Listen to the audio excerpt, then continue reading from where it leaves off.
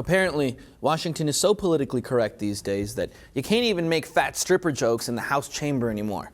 Louisiana State Representative Kenny Havard, he learned that the hard way after adding an amendment to a bill suggesting that strippers, by law, should not be able to be over 160 pounds. Now, originally, this bill was brought in as an effort to protect women from being victimized by people engaging in human trafficking, for example. Havard saw this as the perfect opportunity to add sarcastic change to the bill in order to highlight government overreach in what he describes as the over-regulating of everything. Joya? This is ridiculous. I'm sorry. Yeah. Can we go full screen on the original bill, the actual wording, and the proposed change to it? Now, this is what it said. Present law provides that entertainers whose breasts or buttocks are exposed to view shall perform only on stage at least 18 inches above the floor level and at least 3 feet removed from the nearest patron. Now, that is very specific. I get what he's saying. Here's a proposed law. It retains all restrictions and requirements in present law and requires that entertainers who perform with exposed breasts or buttocks be age 21 or older. Makes sense, right? Yeah. We don't want, 18-year-olds in a club where, they're selling alcohol and things like that. Sure. Okay? Here's what Mr. Havard proposed. Here's a change that he put in and everybody in the House chamber basically saw. At the bottom, between 21 and 28 years of age, and shall be no more than 160 pounds in weight. I'm glad that was just a joke because I like my strippers 5'1", 220.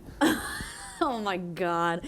I mean, I think that there's a lot to this. First of all, why does he have such an issue with trying to regulate the age of strippers, right? Like, is that a huge deal to be like, perhaps another fail-safe we can add to keep people from being trafficked? And he's it did pass 96-0, though. Right, because who is really in their right mind is like, no, I really need my strippers to be teenaged. Like, that's what I need. But then also, okay, I get it. I'll take his point. He's trying to see, how regulatory you get with it. But at the same time, it's like you took the time to write that in the correct format and put it on. I mean, he obviously later took it away, but you're like, bro.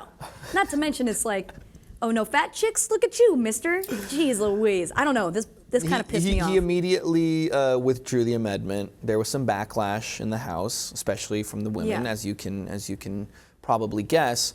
And what's funny to me is that this amendment, which was originally intended to protect women from trafficking and getting into the wrong game at the wrong age, kind of turned into this whole debate about women being oppressed and all these things because he was kind of being chauvinistic about the whole thing, kind of making a joke. But he does maintain that I wasn't talking about any gender at all. He was like, it could have been a male stripper, it could have been a female stripper, and he does have a point.